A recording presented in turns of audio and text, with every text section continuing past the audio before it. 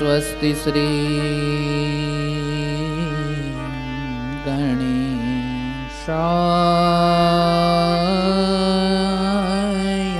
नमः। श्री सरस्वत्यै नमः। श्री सद्गुरुभ्यो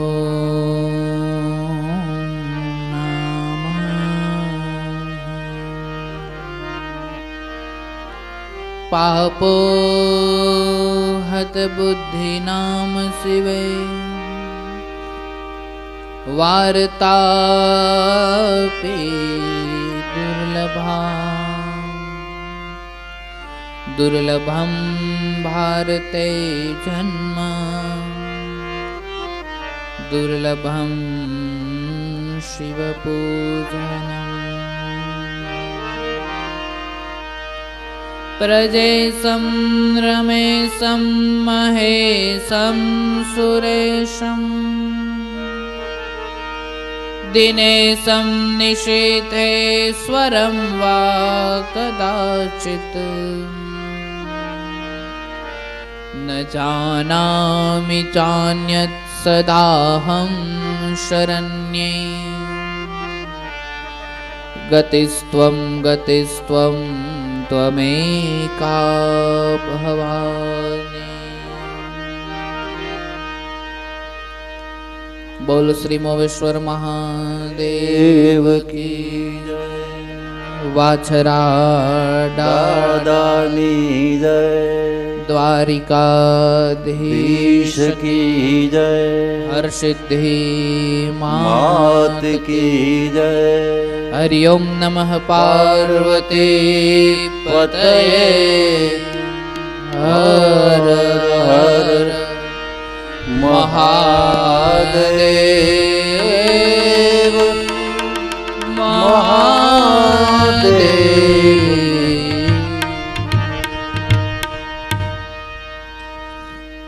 आइए घड़ी तो घड़ी के लिए प्रभु नाम नु स्मरण करिए। ओम शिव परात्परा शिव ओंकारा शिव तव शरणं। ओम शिव परात्परा शिव ओमकारा शिव तव शरणं। गावो ओम शिव परात्परा शिव ओंकारा शिव तव शरणं। गावो ओम शिव परात्परा शिव ओमकारा शिव तव शरणं। हे शिव शंकर भवानी शंकर। हे शिव शंकर भवानी शंकर। उमा महेश्वर तव शरणं। गावो उमा महेश्वर तव शरणं। गावो ओम शिव परात्परा शिव ओंकारा शिव तव शरणं। गावो ओम शिव परात्परा शिव ओमकारा शिव तव शरणं। हे जय जगदीश पिनाकी महेश्वर, हे जगदीश्वर पिनाकी महेश्वर, हे जगदीश पिनाकी महेश्वर, हे जगदीश्वर पिनाकी महेश्वर, त्रिनयन शंकर तव शरणं गावो, नयन शंकर तव शरणं गावो। ओम शिव परात्परा शिव, ओंकारा शिव तव शरणं गावो। ओम शिव परात्परा शिव, ओंकारा शिव तव शरणं। हे मृत्युंजय पशुपति शंकर, हे मृत्युंजय पशुपति शंकर, भुजंग भूषण तव शरणं गावो। भुजंग भूषण तव शरणं गावो। ओम शिव परात्परा शिव, ओंकारा शिव तव शरणं गावो।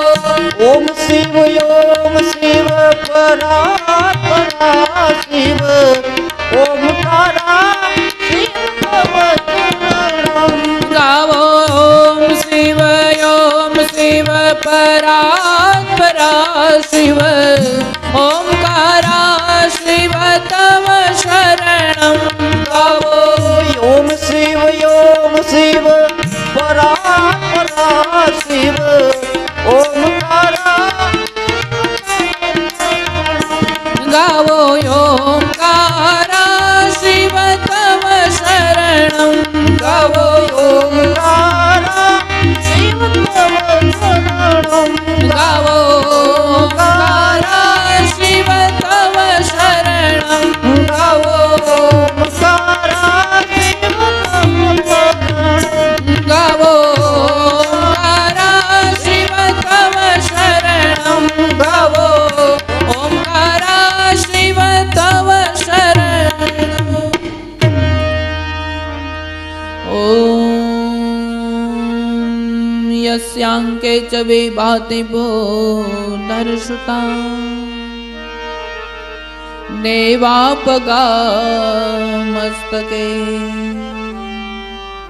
पाले बालविदुर्गले च गरलम्, यस्योरशिव्यालरा,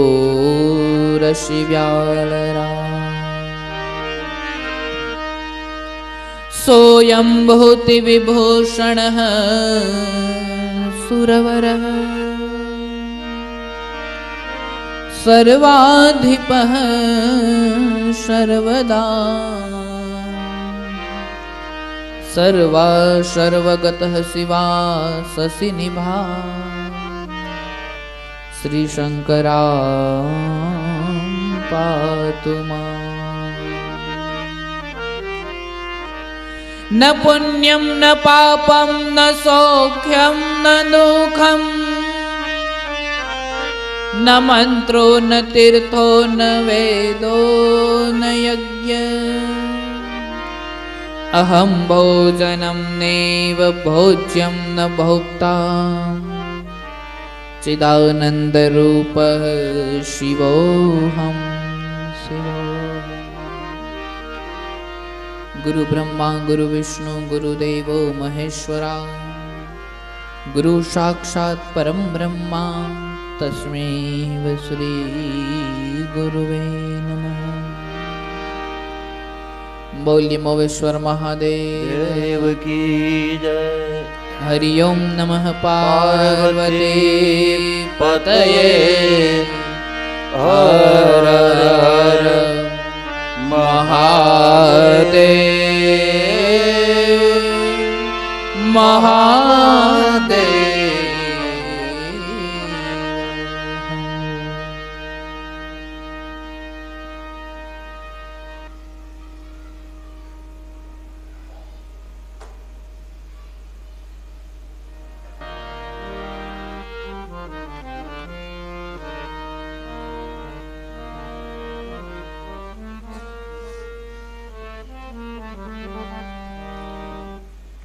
શ્રીહરિમ પરમાનંદમ ઉપદિષ્ટારમ ઈશ્વરમ વ્યાપકમ સર્વલોકાનામ કારણમ ત્વમ નમામ્યહમ. પરમ કૃપાળુ પરમાત્મા દિવ્ય ચરિત્ર એમની પવિત્ર કથાની અંદર પ્રવેશ કરીએ. જય હો. મોવેશ્વર મહાદેવના ચરણ કમલમાં વંદન કરીએ, વાછરા દાદાના ચરણ કમલમાં વંદન કરીએ, દ્વારિકાધીશના ચરણ કમલમાં વંદન કરીએ, હર્ષિતી માતાના ચરણ કમલમાં વંદન કરીએ. આ સ્થળ પર સ્થાન પર જે કોઈ પણ સ્વરૂપની અંદર સાધુ સમાજ જે રૂપની અંદર વિરાજમાન છે એ સર્વ સાધુગણોને વંદન, સર્વ શ્રોતાગણોને વંદન.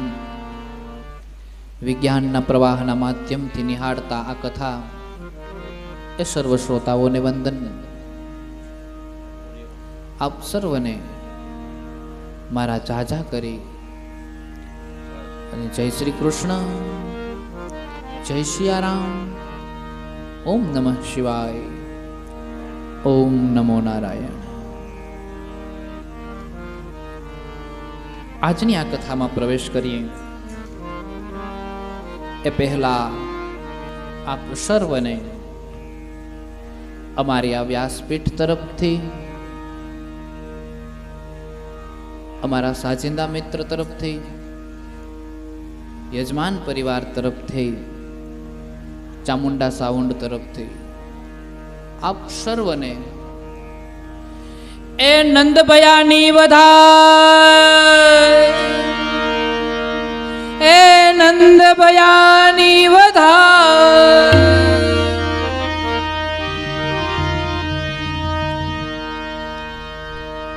ગૌશાળાની અંદર જ્યારે નંદજી ગાયોની સેવા કરી રહ્યા હતા ત્યારે એમના બેને પણ આ જ રીતે રાડો પાડીને કીધું તું, હે નંદ સાંભળો, જશોદા કો જાયો ભયો, જશોદા કો જાયો ભયો, જશોદા કો જાયો ભયો. આમ તો અષ્ટમીની મધ્યરાત્રિએ ભગવાન જન્મ લે છે એટલે નવમીના દિવસે ઉત્સવ ઉજવવો જોઈએ. ખરેખર ખેર ગમે એમ આપણે ઉજવીએ છીએ એ મહત્વનું છે, કારણ કે અષ્ટમીના દિવસે તો ખબર નથી ને કોઈને કે આજે રાતે આવવાના છે. ભૂત ભવિષ્ય વર્તમાનને કોણ જાણી શક્યું છે? અષ્ટમીની મધ્યરાત્રિએ પધાર્યા છે એટલે નોમને દિવસે ગોકુળવાસીઓને ખબર પડી. ખરેખર નંદોત્સવ નોમને દિવસે થયો છે, રાસોત્સવ નોમને, કારણ કે નોમને દી ખબર પડી છે.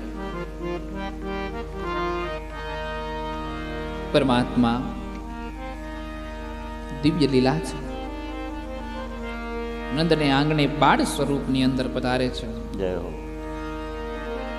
પ્રથમ વખત દેવી ભાગવતની અંદર આપણે વર્ણન કર્યું હતું, વડલાના પર્ણની અંદર ભગવાન પરમાત્મા પ્રગટ થયા હતા અને વડલાના પર્ણની અંદર જ્યારે પ્રથમ વખત પ્રગટ થયા ત્યારે ભગવાને પોતાના પગના અંગૂષ્ઠને હાથમાં પકડ્યો અને હાથમાં પકડીને અંગૂઠાને મોઢામાં નાખ્યો હતો. આવી કથા આપણે સાંભળી હતી.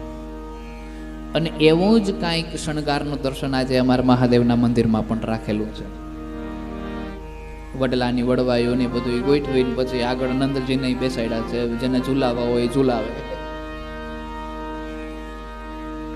એક દામોદર સ્તોત્ર છે જેની અંદર આનું વર્ણન છે. ભગવાનના જન્મની વધાઈ છે. દામોદર સ્તોત્રની એક બે પંક્તિઓ લઈએ અને એ બાદ આપણે આજની આ કથાને આગળ વધારીએ.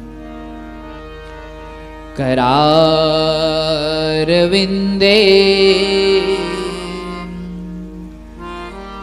न पदारविन्दं मुखारविन्दे विनिवेशयन्तं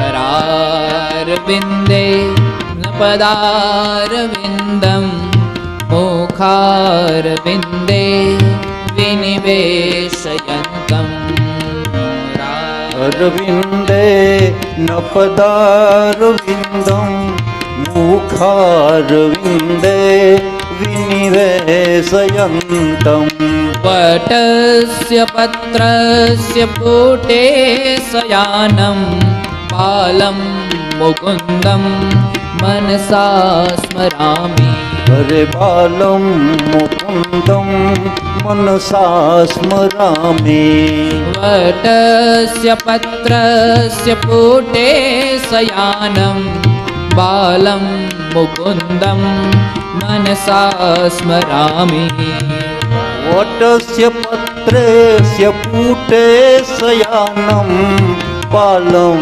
મુકુંદમ મનસા સ્મરામિ કરારવિંદે ન પદારવિંદમ મુખારવિંદે વિનિવેશયંતમ વટસ્ય પત્રસ્ય પૂટે શયાનમ એક સુંદર ઘેઘૂર વડલો હતો.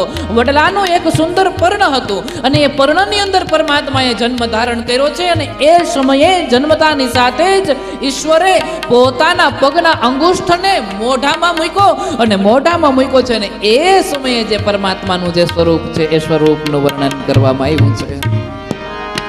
કમળ જેવી ભગવાનની આંખો ને એના નેત્ર, એનું જે બાળ સ્વરૂપ છે એ બાળ સ્વરૂપનું વર્ણન કર્યું. વડલાના પર્ણની અંદર ઈશ્વર સમાઈ ગયા. એની કાયા કેવડી નાની હશે, વડલાનું પાન કેવડું ને એની અંદર ભગવાન સમાઈ ગયા. એનું આસન બનાવ્યું, એમાં ઈશ્વર સુતા છે. એ જે બાળ સ્વરૂપ છે એ બાળ સ્વરૂપને એવું કહેવાય છે કે વંદન કરવાના છે, એને પ્રણામ કરવાના છે. કરારવિંદે નવદારવિંદમ મુખારવિંદે વિનિવેશયંતમ કરારવિંદે નપદારવિંદમ મુખારવિંદમ વિનિવેશયંતમ શ્રી કૃષ્ણ ગોવિંદ હરે મુરારી હે નાથ નારાયણ વાસુદેવ. શ્રી કૃષ્ણ ગોવિંદ હરે મુરારે હે નાથ નારાયણ વાસુદેવ. જીવે પીબસ્વામૃતમેત દેવ ગોવિંદ દામોદર માધવેતી. જીહવે પીબસ્વા મૃતમેત દેવ ગોવિંદ દામોદર માધવેતે. જીવે પીબસ્વા મૃતમેત દેવ. આ જીભ કાયમની માટે જેનું સ્મરણ કરે, સદૈવની માટે જેનું નામ લે, સદૈવની માટે આ જીભમાં એક જ સ્મરણ હોય એવા જુદા જુદા નામોથી પરમાત્માને પોકારે છે. ગોવિંદ દામોદર માધવેતી. કોઈ ગોવિંદ કહીને પોકારે, કોઈ કૃષ્ણ કહીને પોકારે, કોઈ કૃષ્ણ કનૈયા કહીને પોકારે, કોઈ ગાયોના ગોવાળ, કોઈ ગોપાલ કહીને પોકારે. જય હો. ભગવાનના જુદા જુદા નામો છે, ઈશ્વરના જુદા જુદા નામો છે. જીહવે પીબસ્વામૃતમેત દેવ ગોવિંદ દામોદર માધવેતી. જીહવે પીબસ્વા મૃતમેત દેવ ગોવિંદ દામોદર માધવેતે. વિક્રેતુ કામા કિલ ગોપ કન્યા મોરારી પદાર્પેત ચેત વૃત્તિ. વિક્રેતુ કામા કિલ ગોપ કન્યા મુરારી પાદાર પ્રીતચિત વૃત્તિ. દત્યાદિકમ મોહવશાદવોચદ ગોવિંદ દામોદર માધવેતી. દત્યાદિકમ મોહવસાદવેત ગોવિંદ દામોદર માધવેતે. શ્રી કૃષ્ણ ગોવિંદ હરે મુરારી હે નાથ નારાયણ વાસુદેવ. શ્રી કૃષ્ણ ગોવિંદ હરે મુરારી પરમાત્મા ગોપીઓ જ્યારે પરમાત્માને યાદ જુદા જુદા વિવિધ સ્વરૂપની અંદર યાદ કરે છે. એવા પરમાત્માની સુંદર લીલા થઈ છે. એવા પરમાત્માએ આ ગોકુળની અંદર આવી અને એ ગોકુલ ગોપાલ ગાયોનો રક્ષક કરનારા, ગાયોને ગોનો એક અર્થ ઇન્દ્રિયો પણ થાય છે વગેરે એની બધી ચર્ચાઓ ખૂબ વિસ્તારથી કરવામાં આવી છે. પણ એમાં વધારે આપણે ઉતરવું નથી, કારણ કે આ તો આપણે આજ ભગવાનના વધામણા ગાવાના છે. એ બાદ આપણે જે મૂળ કથા છે એમાં પ્રવેશ કરવાનો છે. આઈએ એક બાર આપણે સૌ સાથે મળીને करारविन्दे न पदारविन्दम् अरविन्दे विनिवेशयन्तं वटस्य पत्रेस्य पुटे शयानं बालं मुकुन्दं मनसा स्मरामि बालं मुकुन्दं मनसा स्मरामि बालं मुकुन्दं मनसा स्मरामि बालं मुकुन्दं मनसा स्मरामि. ભગવાનના બાળ સ્વરૂપને મનથી સ્મરણ કરું એ સમયે ઈશ્વર કેવા લાગતા હશે, એ સમયે પ્રભુ કેવા લાગતા હશે, એ સમયે મારો ઠાકર કેવો લાગતો હશે, એ સમયે હરિ કેવા લાગતા હશે. આવા સ્વરૂપનું વર્ણન કર્યું છે દામોદર સ્તોત્રની અંદર. આખીર તો સર્વદેવો બધા એક જ છે, પણ આપણે જુદા જુદા ગણીએ છીએ એટલે પછી આપણે અલગ અલગ રીતે સમજવાનું થાય છે. બાકી આખર તો સર્વદેવો એક છે. સર્વપ્રથમ કથાના પહેલાના દિવસોમાં પણ કીધું, આજ ફરી પાછું કહું, સર્વપ્રથમ શિવની ભક્તિ થાય, પછી રામની ભક્તિ થાય અને અંતે કૃષ્ણની ભક્તિ થાય છે. શિવને ભજો છો એટલે શિવની ભક્તિ દ્વારા તમને તમારી ઇન્દ્રિયો ઉપર સંયમ કાબુ મળે છે, કારણ કે શિવ સંયમના દેવતા છે. હર હંમેશ સમાધિસ્થ બનીને બેઠા હોય છે, હર હંમેશ સમાધિસ્થ હોય છે. એટલે પોતાની મનસાઓ ઉપર, પોતાની વાણીઓ ઉપર જ્ઞાનેન્દ્રિય, કર્મેન્દ્રિય, 5 કર્મેન્દ્રિય, 5 જ્ઞાનેન્દ્રિય, 11મું મન. જ્ઞાનેન્દ્રિય ને કર્મેન્દ્રિય ને આ બધું તો કદાચ રહી જાય, પણ આ મન એવું છે કે જે વારે વારે ભટકી જાય છે. એટલે મનને સ્થિર કરવા માટે ઈશ્વરના શરણોમાં જવું અને સત્સંગ કરવો બહુ જરૂરી છે. જય હો. જ્યાં સુધી સત્સંગ પ્રાપ્ત નથી થતો ત્યાં સુધી મન સ્થિર નથી થતું.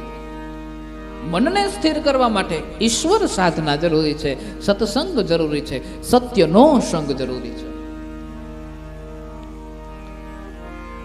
શિવનું ભજન થાય એટલે તમારામાં સંયમ આવે છે, સંયમ આવે છે પછી તમે રામનું ભજન કરો છો એટલે તમારામાં મર્યાદાઓ આવે છે.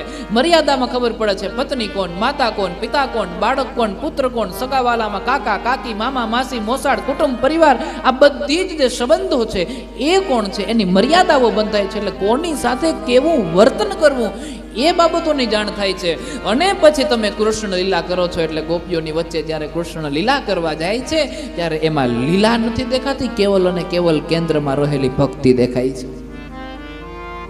કેવલ અને કેવલ એ કેન્દ્રની અંદર રહેલી ભક્તિ જ દેખાય છે.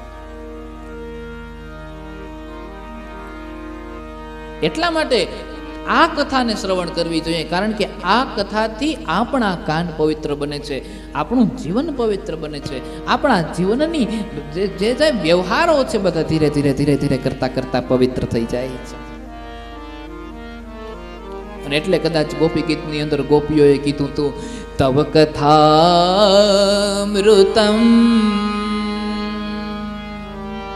તૃપ્ત જીવનમ કવિભીરીડિતમ કલ્મષાપહમ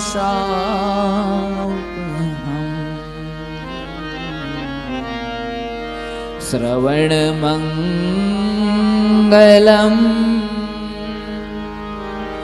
શ્રીમદાતતમ. શ્રવણ મંગલમ, શ્રવણ કહેતા કાન, હે પ્રભુ પરમાત્મા તવો કથામૃતમ, તારી કથા તણું જે અમૃત છે એ અમૃતને સાંભળવા માત્રથી શ્રવણ મંગલમ અમારા કાન પવિત્ર થઈ જાય છે, મંગળ થઈ જાય છે. ભોજન કરવાથી તો પેટ તૃપ્ત થાય, પાણી પીવાથી તો ગળું સુકાય, ગળું સુકાતું હોય એ ભીનું થાય, બીજા કોઈ અન્ય પ્રકારના વ્યવહારો જ્યારે મળે છે ત્યારે શરીર સુખ પ્રાપ્ત થાય છે, કોઈ વૈભવની પ્રાપ્તિ થાય ત્યારે શરીર સુખ પ્રાપ્ત થાય છે, સંપત્તિની પ્રાપ્તિ થાય ત્યારે મન શાંત થાય છે.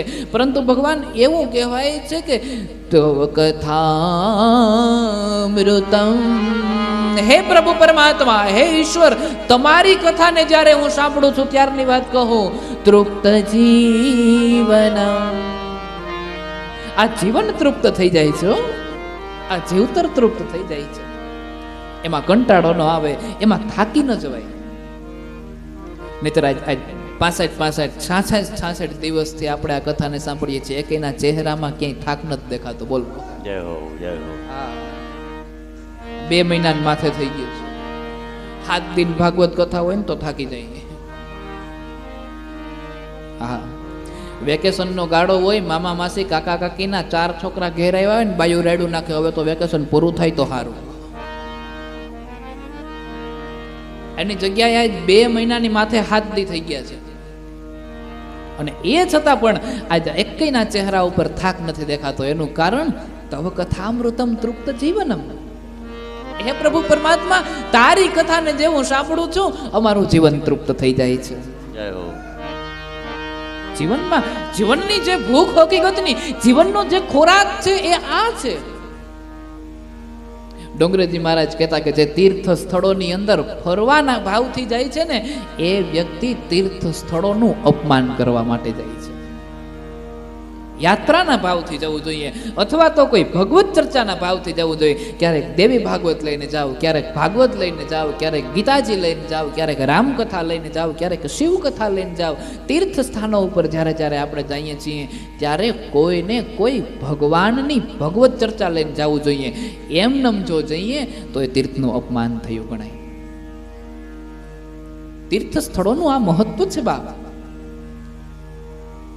તીર્થ સ્થળોની ભૂમિની અંદર જ્યાં પ્રવેશ કરીએ ને, ત્યાં શરીરની અંદર અનેક પ્રકારની ઉર્જાઓ આવવા લાગે છે. કેવલ અને કેવલ આનંદ કરવા માટે જઈએ છીએ તો તીર્થોનું અપમાન કરીએ છીએ. કંઈક ને કંઈક ભગવત ચર્ચા, કંઈક ને કંઈક ભજન લઈને જઈએ, છેલ્લે કાંઈ ન કરીએ તો ત્યાં જઈને 2 માળા કરીએ.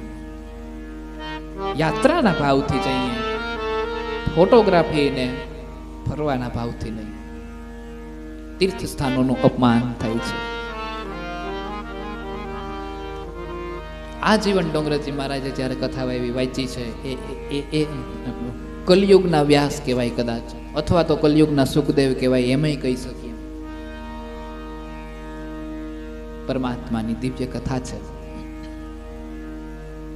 હે પ્રભુ પરમાત્મા, તવ કથામૃતમ, તમારી કથા, કથા અમૃત કીધી છે. જોજો, તવ કથામૃતમ. પ્રભુ, તમારી કથા તણું અમૃત. અમૃત શબ્દનો ઉપયોગ કર્યો છે, અને પછી એવું કીધું છે તૃપ્ત જીવનમ. અમારું આ જે જીવન છે એ જીવન સફળ થઈ જાય છે, તૃપ્ત થઈ જાય છે, ધરાઈ જાય. ઓટકાર આવે છે, અમીના ઓટકાર. તૃપ્ત જીવનમ. શ્રવણ મંગલમ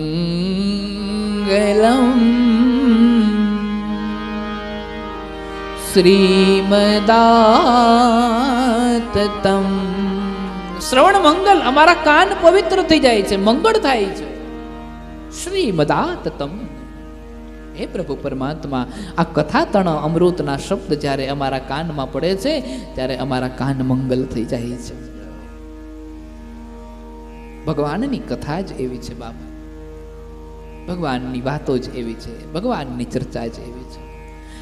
જીવતરમાં થાક નથી લાગવા દેતો, જીવનમાં થાક નથી લાગતો. નહીતર અમારે તો એકની એક કથા વારંવાર રિપીટ કરવાની હોય તોય કંટાળો ન આવે. બોલો, એક જગ્યાએ કથા પૂરી થાય, બીજી જગ્યાએ જ્યારે શરૂ થાય છે ત્યારે એની કથા પાછી રિપીટ કરવાની થતી હોય, ત્રીજી જગ્યાએ શરૂ થાય ત્યારે એ જ કથા પાછી રિપીટ કરવાની થતી હોય, ચોથી જગ્યાએ શરૂ થાય ત્યારે ફરી પાછી એ જ કથા. પણ તેમ છતાં પણ જીવનમાં હજી એવું લાગે કે આમાંથી કંઈક નીકળશે અને કંઈક નવું નવું નીકળા કરે દર વખતે. પાછું એ જોયા જેવું, એક વખત તમે શાસ્ત્રને ખોલો ને આખા શાસ્ત્રના પન્ના વાંચી નાખો, એ સમયે તમને જે દેખાય, બીજી વખત તમે જ્યારે વાંચવા જાઓ છો ત્યારે એમાંથી કાંઈક વસ્તુ એવી નવી એકાદ નીકળે ને તમારા મનમાં એમ થાય કે લે હાલે ઓલી કર તો દેખાણું જ નહીં. આ શાસ્ત્રની તાકાત છે. શાસ્ત્ર ઉપર ભરોસો છે, શાસ્ત્ર ઉપર વિશ્વાસ છે.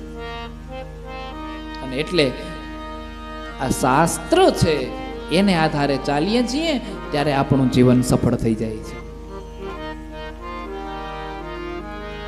પરમાત્મા ભગવાનની દિવ્ય કથા છે જેનાથી આપણે આપણા જીવનને તૃપ્ત કરીએ છીએ. તો ગઈકાલની જે કથાઓ હતી એની અંદર આપણે ઘણી બધી કથાઓ જોઈ, જેની અંદર આપણે અંતે અંબરીશની કથાનું સ્મરણ કર્યું હતું. 11 પારણા કરવા માટે જ્યારે અંબરીશ પારણા કરે છે, દુર્વાસા ઋષિએ એના ઉપર ચક્ર છોડ્યું છે. અંબરીશ પરમાત્માને પ્રાર્થના કરે છે અને કહે છે કે સાંભળો,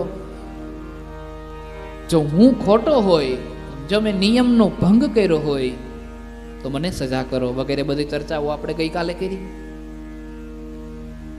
હવે આગળની જે કથા છે એ કથાની અંદર ભગવાન શિવજીનો એક અવતાર થાય છે હનુમાનજી સ્વરૂપે. એ કથાનું વર્ણન કરીને દર્શાવ્યું છે.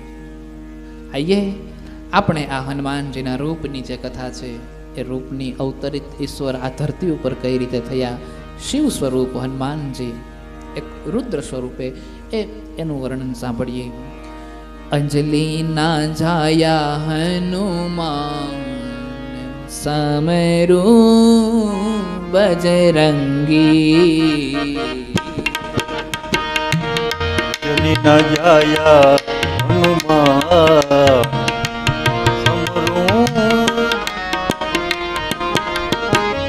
અંજલિ ના જાયા હનુમાન સમરું બજરંગી. અંજલિ ના જાયા હનુમાન સમરું. અંજલિ ના જાયા હનુમાન સમરું બજરંગી. અંજલિ ના જાયા હનુમાન સમરું બજરંગી. એક સમયની વાત છે. એ વાત કેવી છે? એક સમય, આ સમયનો કોઈને ખ્યાલ નથી. બસ જ્યારે જ્યારે વખતની ચર્ચાઓ કરવામાં આવે, કોઈ કથાઓ કરવામાં આવે છે, ત્યારે સંતો ઋષિઓ જેના દ્વારા આ કથા લખાય છે એણે કેવલ અને કેવલ એવું કહી દીધું કે એક વખત આવું થયું હતું. એ એક વખત ક્યારે ને કયો સમય હતો, આ તો આદિદેવ છે ભાઈ, આને કોઈ જાણી નથી શક્યું આ દુનિયાની અંદર. આદિદેવ છે. એક સમયની વાત છે અને એ સમયે એક વખત મહાદેવજી ભગવાન વિષ્ણુના મોહિની સ્વરૂપની અંદર મોહિત થઈ ગયા. હે અંજલિ ના જાયા હનુમાન સમરું બજરંગી. અંજલિ ના જાયા હનુમાન સમરું બજરંગી. અંજલિ ના જાયા હનુમાન સમરું બજરંગી. અંજલિ ના જાયા હનુમાન સમરું બજરંગી. ભગવાન વિષ્ણુનું એક મોહિત સ્વરૂપ હતું, એને મોહિત સ્વરૂપ, મોહિની સ્વરૂપની અંદર ભગવાન શિવજી મોહિત થઈ ગયા. અને શિવજી જ્યારે એમાં મોહિત થયા ત્યારે એના અંગમાંથી એક તેજ નીકળી ગયું. એ તેજ જ્યારે નીકળ્યું છે ત્યારે એ તેજને શિવની પ્રેરણાઓથી સપ્ત ઋષિઓ દ્વારા એવું કહેવાય છે કે રામ કામ માટે રાખી દેવામાં આવ્યું કે આ રામ કામમાં કામ આવશે. એક સમય આવશે જ્યારે રામ આ ધરતી ઉપર ભગવાન વિષ્ણુ દ્વારા એ થયું ને, એટલે પછી વિષ્ણુ અને વિષ્ણુના અંશ અવતાર તરીકે જ રામજી આ ધરતી ઉપર પધાર્યા. એ વિષ્ણુના અંશાવતાર તરીકે રામજી આ ધરતી ઉપર અવતારને ધારણ કરશે અને રામના જ્યારે કામ કરવાના થશે ત્યારે આ તેજનું જરૂર પડશે. રાખી દીધું. સપ્ત ઋષિઓ દ્વારા પ્રેરણાઓ આપવામાં આવી રામકાજ માટે. અને એ બાદ અંજની ના જાયા હનુમાન સમરૂ બજરંગી. અંજની ના જાયા હનુમાન સમરૂ બજરંગે. હો અંજની ના જાયા હનુમાન સમરૂ બજરંગી. અંજની ના જાયા હનુમાન સમરૂ બજરંગે. પવિત્ર ચર્ચાઓનું વર્ણન કરવામાં આવ્યું છે ને ત્યારે એવું કહેવામાં આવ્યું કે એ જે તેજ હતું એ તેજ સપ્ત ઋષિઓ દ્વારા અંજનીના કાનના માધ્યમથી એના ગર્ભ સુધી પહોંચાડવામાં આવ્યું. કાનના માધ્યમથી અંજનીના ગર્ભ સુધી પહોંચ્યું છે. અંજનીને ગર્ભ રહ્યો, અંજનીને ગર્ભ થયો છે. અને એ બાદ એવું કહેવાય છે કે અંજનીના પતિનું નામ કેસરી છે, એટલે આપણે હનુમાનજીને કેસરી નંદન પણ કહીએ છીએ. કેસરીના પણ પુત્ર કહેવાય. અને પવનના અંશો એટલે પવન પુત્ર. અને શિવના તેજમાંથી પ્રગટ થયું એટલે શિવનો રુદ્રનો અવતાર. ઓ અંજલિ ના છાયા હનુમાન સમરૂ બજરંગી. અંજની ના જાયા હનુમાન સમરૂ બજરંગે.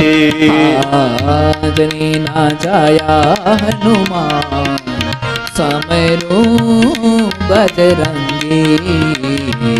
અંજની ના જાયા હનુમાન સમરૂ બજરંગે. શિવરાય તેજને સપ્ત ઋષિઓના દ્વારા શિવની આજ્ઞાથી અંજનીના કાનના માધ્યમથી અંજનીના ગર્ભની અંદર નાખવામાં આવ્યો. અને એના દ્વારા એક તેજ પ્રાગટ્ય પુરુષની ઉત્પત્તિ થઈ. અને એ પુત્ર એટલે બોલ હનુમાનજી મહારાજ કી જય. હનુમાનજી મહારાજ હો અંજની ના છાયા હનુમાન સમરૂ બજરંગી. અંજની ના જાયા હનુમાન સમરૂ બજરંગે. અંજલિ ના જાયા હનુમાન સમરૂ બજરંગી. અંજની ના જાયા હનુમાન સમરૂ બજરંગે. ઓ સમરૂ બજરંગી. સમરૂ બજરંગે. સમરૂ બજરંગી. આ રીતે ભગવાન હનુમાનજીનું પ્રાગટ્ય થયું. હનુમાનજી જન્મતાની સાથે જ સૂર્યના ગોળાને જોયો. સૂર્યના ગોળાને જોઈને એને એમ થયું કે કેરીનું ફળ છે. દોડીને ગયા કેરીનું ફળ ખાવા માટે. અડધું મોઢામાં મૂક્યું વગેરે બધી ચર્ચાઓ આપણે કરી ગયા છીએ. જોગ સહસ્ત્ર જો જન પર ભાનુ લીલ્યો તાહી મધુર ફલ જાનું. ધરતી ઉપરથી અવકાશ સુધી જ્યારે પહોંચ્યા, સૂર્યનારાયણને જ્યારે સ્પર્શ કરવા ગયા, યુગ સહસ્ત્ર 1000 યુગ પૂર્ણ થઈ ગયા. વિચારો સૂર્યની અને ધરતીની ગતિનો જે વચ્ચેનું અંતર છે કેટલું હશે. 1000 યુગ સુધી હનુમાનજીએ યાત્રા કરી ત્યાં તો ત્યાં પહોંચ્યા. યુગ સહસ્ત્ર જો જન પર ભાન લીલ્યો તાહી મધુર ફળ જાનું. એને મધુર ફળ સમજીને જ્યાં ખાવા માટે ગયા ત્યાં તો 1000 યુગ વયા ગયા. 1000 યુગ પૂર્ણ થઈ ગયા. હવે હનુમાનજી કઈ આપણી જેમ બે ડગલા માંડીને હાવ ઘણીએ પોરો ખાતા હોય ને એવું તો નતું. એને તો હવાના પવનના પુત્ર વાયુ વેગી હતા. કઈ ગતિમાં જતા હતા, એનું અંતર કેટલું હોય, અને આ ધરતીથી લઈને અવકાશનું અંતર કેટલું હોય. ત્યારે મધુર ફળને ખાવા માટે ગયા છે. સૂર્યનારાયણ જે દેખાય છે ને એ તો અસલમાં તો સૂર્યનારાયણ એની પાછળ હોય છે. આ તો એના ઘોડા છે જે દોડતા જાય છે. સૂર્યનારાયણ તો એની પાછળ બેઠા છે. અને ભગવાન પછીની જે કથા છે પ્રચલિત છે એટલે વધારે એની અંદર ઉતરતા નથી. હનુમાનજી મૂર્છિત થાય ને વગેરે વગેરે બધી ચર્ચાઓ છે. એમની પવનદેવ થોડા ક્રોધે ભરાય છે ને સૃષ્ટિ પરથી પવનને રોકી લે છે અને પછી બધા દેવતાઓ એને વિનવવા જાય છે ને પછી હનુમાનજીને ફરી પાછો અવતાર મળે છે ને વગેરે વગેરે બધી કથાઓ છે. મોટા શિવ ભક્ત થયા છે. રામજીના ખૂબ સેવા કરી અને રામ કાર્યને પૂર્ણ કર્યા છે. રામ કાજ હોય મમ અવતારા, કારણ કે સપ્ત ઋષિઓને શિવજી દ્વારા સંદેશ આપવામાં આવ્યો હતો કે આ તેજને રામ કામ માટે છોડી દો. સપ્ત ઋષિઓના આ સંદેશને ધારણ કરીને હનુમાનજીએ રામ કામની અંદર પોતાનો જીવ પોરવી દીધો છે. આવી પવિત્ર કથા, હનુમાનજીની બાળ લીલાઓની ચર્ચા, ઋષિઓની સાથે જે લીલા કરે છે એ ચર્ચા, ઋષિઓને જે પરેશાન કરે છે એ ચર્ચા, બધી જ ચર્ચાઓ સંક્ષેપ્તની અંદર કરવામાં આવી છે. એ બાદ ભગવાનનો એક મહેશા અવતાર થયો છે. વર્ણનના ક્રમની અંદર એવું કહેવાય છે કે ભગવાન શિવજી અને અંબિકા પાર્વતી આ બંને એક વખત વિહાર કરવા માટે જઈ રહ્યા હતા. વિહાર કરવા માટે જતા હતા એ સમયે એક નગરીની અંદર પ્રવેશ કરે છે અને પોતાના જીવનના આનંદને પ્રાપ્ત કરે છે. ત્યારે ભૈરવને દ્વારપાળ સ્વરૂપે ત્યાં રોકી લે છે. ભૈરવ દ્વારપાળ તરીકે એ નગરીની રક્ષા કરે છે. અને જેમ મેં કીધું એ પ્રમાણે ઈશ્વરની નજીક જઈએ છીએ પછી આપણને ઈશ્વરની તાકાત ઓછી લાગવા લાગે, એમ થાય કે આમાં કંઈ છે જ નહીં. ભૈરવ ઈશ્વરનો દ્વારપાળ બન્યો છે. ઈશ્વરના દ્વારપાળ બનેલા છે ભૈરવ છે એ પોતાની ડ્યુટી એકદમ નિષ્ઠાથી નિભાવી રહ્યા છે. એ સમયે એક વખત દેવી લીલા કરતા કરતા સામાન્ય સ્ત્રીના રૂપની અંદર દરવાજા પાસે આવ્યા. ત્યારે ભૈરવની દ્રષ્ટિ બગડી અને ભૈરવે એ સ્ત્રી દેવી ઉપર સામાન્ય સ્ત્રી તરીકે દ્રષ્ટિ બગાડી. સામાન્ય સ્ત્રી તરીકે દ્રષ્ટિ બગાડી એટલે દેવી થોડા ક્રોધે ભરાણા કે એક દેવી સ્વરૂપે હું લીલા કરું છું એને અને સામાન્ય સ્ત્રીમાં તું કઈ અંતર નથી સમજતો. અવતાર જે હોય છે, ઈશ્વરનો અવતાર જે હોય છે એમાં કોન્ફિડન્સ હોય છે અને તું સામાન્ય સ્ત્રીને અને દેવીને જો ન સમજી શકતા હોય તો તારા અહીંયા દ્વાર ઉપર રહેવાની કાંઈ જરૂર નથી. હું તને શ્રાપ આપું છું કે તું પૃથ્વી ઉપર પડ.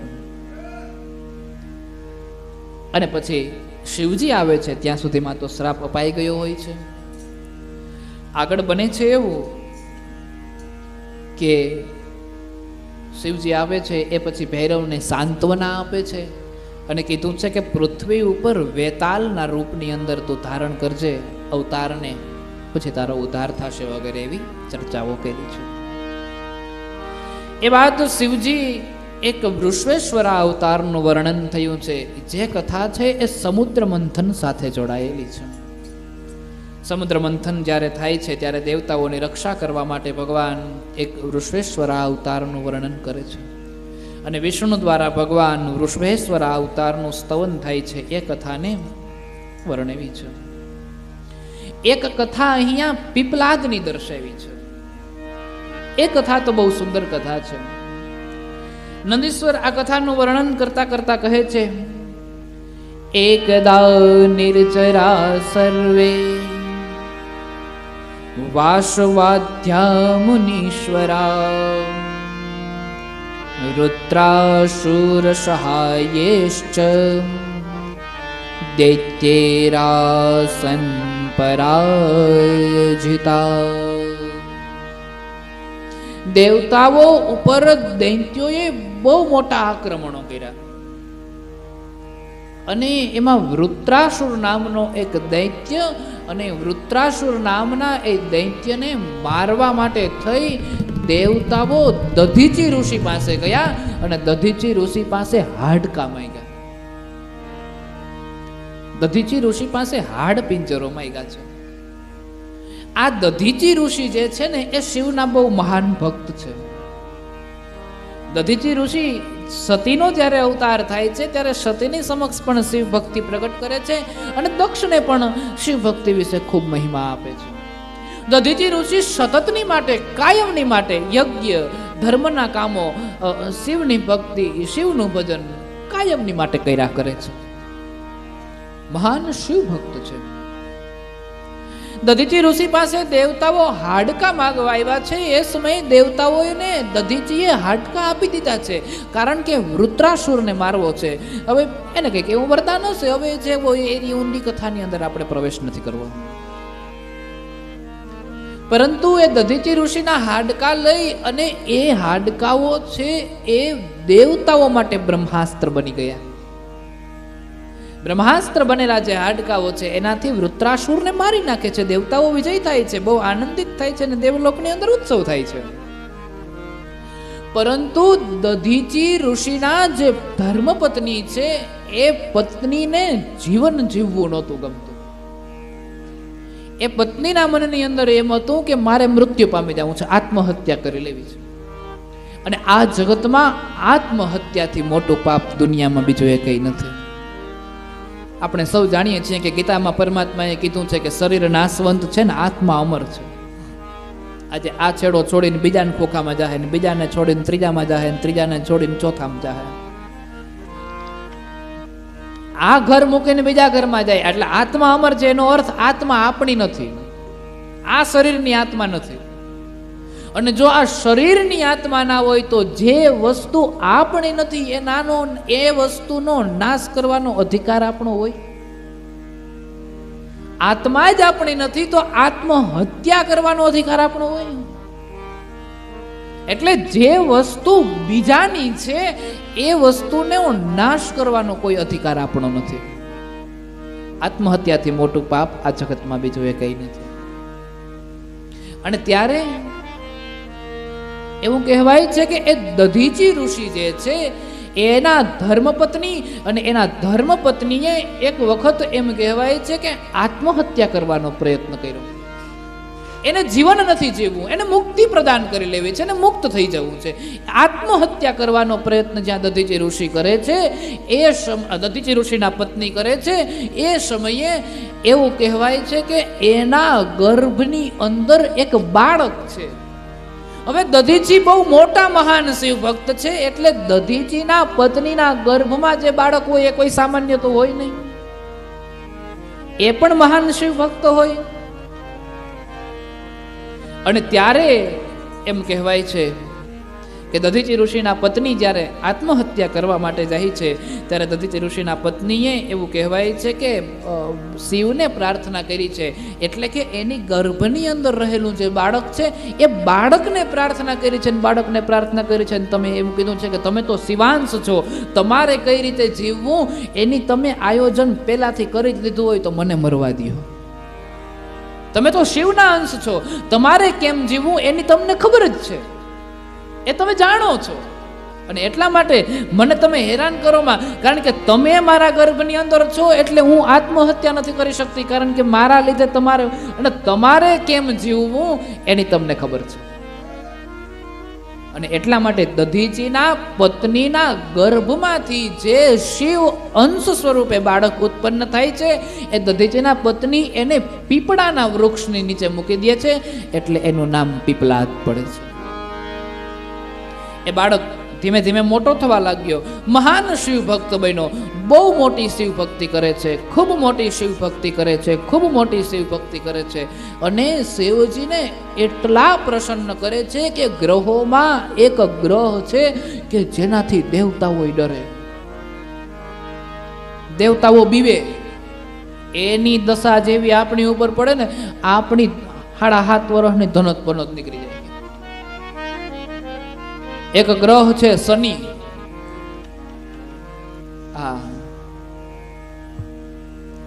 અને એ દેવતાઓ પણ જે શનિથી ડરે છે એ દધીચીના પુત્ર પીપલાદે શિવની એવી તપસ્યા કરી કે પીપલાદે શિવજી પાસેથી વરદાન માંગી છે કે અમુક વર્ષની મર્યાદાઓ કંઈક 16 કે 18 વર્ષ એવી કંઈક મર્યાદા દર્શાવી છે. એથી નાની ઉંમરના બાળકો જો શિવ ભક્ત હશે અને શિવ ભક્તિ કરશે તો શનિ એના ઉપર દ્રષ્ટિ નહીં દેખાડી શકે, એવા એને આશીર્વાદ માંગ્યા છે. અને ત્યારે એની સાથે સાથે જ ભગવાને બીજા પણ 2 આશીર્વાદો આપ્યા છે અને કીધું છે કે ગાધિશ્ચ કૌશિકશ્ચેવ પીપલાદો મહામુનિ શનિશ્ચર કૃતા પીડા નાશયંતિ સ્મૃતાસ્ત્રયઃ.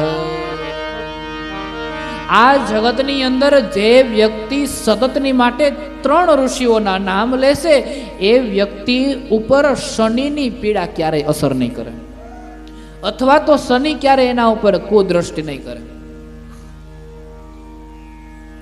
અને એ 3 ઋષિના નામ છે, એક છે ગાધી, એક કૌશિક અને એક છે પીપલાદ. આ 3 મુનિના નામ જે વ્યક્તિ બોલશે, 3 મુનિના નામોનું સ્મરણ જે વ્યક્તિ કરશે એના ઉપર શનિ ક્યારેય ખરાબ દ્રષ્ટિ નહીં કરે, એના ઉપર શનિ કૃપા કરશે. ગાધી, કૌશિક અને પીપલાદ,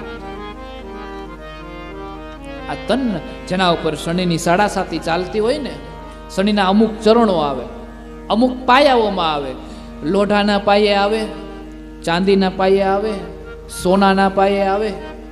શનિ જે ગ્રહ હોય ને એ અમુક પાયાઓ ઉપર આવે, પગથી લઈ અને માથા સુધી પસાર થાય. પછી હા, કંઈક છાતી ઉપરથી પસાર થાય, પગ ઉપરથી પસાર થાય, અને એમાંય છાતી ઉપરથી પસાર થતું હોય જો લોઢાના પાયે તો આ હા હા. શનિ એટલે વાતો પૂરી ને, આટલા ધક્કો ખાઈ આવજો તેને હાલતી હોય એને. શનિદેવનું જન્મસ્થાન છે ત્યાં, હાસલા જે છે શનિદેવનું જન્મસ્થળ છે, અને હાલતી હોય એને ખબર હોય છે. હા, અમારે હજી અમારા કુંભ રાશિ જે છે ને એના ઉપર છેલ્લો 3.5 વર્ષનો તબક્કો બાકી છે, અત્યારે ચાલુ જ છે. 3 તબક્કામાં આવે છે. શનિની દ્રષ્ટિ ગાધી, કૌશિક અને પીપલાદ, આ 3 નામનું જે સતત સ્મરણ કરે છે એના ઉપર શનિ ક્યારેય દ્રષ્ટિ નથી કરી શકતા, એટલે કે નિશ્ચય જ એને ક્યારેય પીડા નથી આપતા. શનિ ન્યાયના દેવ છે, એટલે શનિ ન્યાય આપે છે. તમે જે કાંઈ પણ કર્મ કરો છો એ કર્મનું શનિ તમને પરિણામ આપે છે. તમે જ્યારે એની ઉપાસના કરો છો, તમે જ્યારે એની સાધના કરો છો, ત્યારે એવું કહેવાય છે કે શનિ તમારા ઉપર તમારે જે કર્મ કરેલા છે એનું પરિણામ તો ભોગવવું જ પડે, પણ સજામાં થોડોક ફેરફાર થઈ જાય. શનિને રાજી કરવા માટે યમનાષ્ટકના પાઠ પણ જરૂરી છે. યમનાજી અને શનિ 2 બેન ભાઈ બેન થાય, સગા ભાઈ બેન થાય. યમનાષ્ટકના પાઠ કરો છો તો પણ કદાચ એની બેનને રાજી કરો એટલે શનિદેવ કદાચ રાજી થવા હોય તો થાય પણ ખરા, ગેરંટી નથી લેતો, પણ થાય તો થાય. આમાં તો વળી તમે 2 દી પાઠ કરો અને મારી પાસે બાપુ થયા નહીં તો આપણે શું કરવા? આપણે અડીને છૂટા. એ તો તમને જેમ ઠીક લાગે એમ કરવાનું. આમાં પછી કાલ સવાર વળી પ્રશ્ન લઈને આવો. ગાધી, કૌશિક અને પીપલાદ, આ 3 નામનોનું જે સતત સ્મરણ કર્યા કરે છે એ વ્યક્તિ ઉપર શનિની પીડા નથી આવતી. આમ પીપલાદના સ્વરૂપની કથાનું વર્ણન કરીને દર્શાવ્યું છે. એ બાદ શિવજીનો એક વૈશ્યનાથ નામક અવતાર થયો છે, એ ચર્ચા કરી છે. અમુક ચર્ચાઓ કરવી જરૂરી નથી. દ્વિજેશ્વર અવતારનું વર્ણન થયું છે. દ્વિજેશ્વર અવતારના વર્ણન બાદ નલ અને દમયંતીની પૂર્વજન્મની જે કથા છે એની સાથે શિવજીના એક અવતારની કથા જોડાયેલી છે, એટલે એ કથાનું વર્ણન થયું છે. એક વખત ભગવાનનો ગોપેશ્વર અવતાર થયો છે. ભગવાન જન્માષ્ટમી એટલે કે અષ્ટમીના રાત્રે ભગવાન જન્મા છે. નોમ, દસમ અને 11 એવી અમુક તિથિઓ પછી પરમાત્માના મનની અંદર એવું થયું કે મારે કૃષ્ણના દર્શન કરવા જવા છે. ત્યારે ભગવાન મહાદેવજી જોગી રૂપની અંદર આવે છે. એક બાર શ્રી ભોલે ભંડારી, એ તો પેલું ગોપીનું ને એ બધું બન કે બ્રજ કિનારી, એકવાર ગોપેશ્વર બને છે અને એક વખત નગર મેં જોગી આયા. આમ બે રીતે કૃષ્ણ લીલાની અંદર પરમાત્મા મહાદેવના દર્શન કરવા માટે આવે છે. મહાદેવજી કૃષ્ણના દર્શન કરવા માટે આવે છે. એક વખત રાસલીલાની અંદર ગોપી સ્વરૂપને ધારણ કરે છે અને ગોપી સ્વરૂપને ધારણ કરીને એ સમયે ભગવાન ગોપેશ્વર મહાદેવ કહેવાના. અને એક વખત ભગવાન અહીંયા આવે છે શિવજી કૃષ્ણના દર્શન કરવા માટે, ત્યારે સાધુનું સ્વરૂપ ધારણ કરે છે અને ત્યારે આનંદ નૃત્ય કરે છે. એ અવતારનું વર્ણન થયું. એક અવતાર છે જે અવતારનું નામ છે કૃષ્ણ દર્શન અવતાર. એક કૃષ્ણ દર્શન અવતારની કથા મારા તમારા જીવનની સાથે જોડાયેલી કથા છે, એટલે એ કથાનો થોડો વિસ્તાર કરું. એક વખત એવું કહેવાય છે કે શ્રાદ્ધદેવ, ઈક્ષ્વાકુ આદિ અને અનેક પુત્ર થયા. અનેક જ્યારે પુત્ર થયા છે ત્યારે નભગ એવા 9 પુત્ર થયા. એને નાભાગ એવી રીતને જુદા જુદા પુત્રોના નામ પાડવામાં આવ્યા છે. અને નાભાગ એને ગુરુકુળની અંદર જ્યારે વિદ્યા પ્રાપ્ત કરવા માટે મૂકવામાં આવ્યા છે ત્યારે ગુરુકુળની અંદરથી પાછા ફર્યા. એ સમય પહેલા એના જે બીજા અનેક ભાઈઓ છે એને પિતાની સંપત્તિના ભાગ પાડી લીધા છે અને નાભાગની પાસે કઈ વધવા દીધું નહીં. હવે નામ સાંભળીને જ આપણે એમ લાગે કે હકીકતે બાપાની સંપત્તિમાં ભાગ ના મળ્યો એટલે ના ભાગ.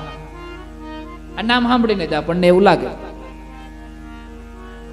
એટલે ના ભાગ.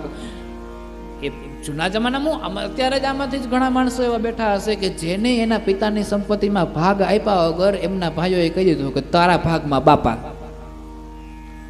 અને અંત સમયે જ્યારે તમે જોવો છો ત્યારે જેના ભાગમાં બાપા આવ્યા હોય ને એ જ સમૃદ્ધ હોય છે. સંપત્તિ લઈને ભાગ્યા હોય તો ધૂળ ચાટતા થઈ ગયા હોય છે. આ સત્ય છે. કારણ કે આની પહેલા મેં તમને કીધું છે કે ભાઈ મોટો હોય કે નાનો, એ ભાઈઓ જ્યારે ભેગા હોય છે અને કમાય છે અને જે સંપત્તિ હોય છે એ બંને ભાઈઓ જ્યારે જુદા થાય છે અને પિતાની સંપત્તિના ભાગ પાડવાના થાય છે, એ સમયે જે ભાઈઓએ જે કાંઈ પણ કમાણી કમાયા હોય એ પંચની વચ્ચે મૂકી દેવાની હોય છે. અને જો પંચની વચ્ચે એમાંથી 100નો દાણો ઉભે એટલું રહી જાય તો પચે નહીં. પંચની વચ્ચે મૂકવાની હોય છે. જે કાંઈ પણ કમાણા હોઈએ છીએ એ બંને ભાઈઓની વચ્ચે સમક્ષ ભાગની અંદર મૂકવાનું હોય ને પછી બેયના સરખા ભાગ પડે છે. પછી 5 વડીલોને બોલાવો ન બોલાવો એ બે ભાઈઓનો પ્રશ્ન છે. કારણ કે એ જગતને નથી જોવાનું, એ આપણે જોવાનું છે કે એ પરિવારને જોવાનું છે. પરંતુ એ સમયે ત્યાં બંનેને જેટલી સંપત્તિ હોય એટલી છોડી દેવી પડતી હોય છે. નાભાગના ભાઈઓ છે પિતાની સંપત્તિમાં નાભાગને ભાગ નથી આપતા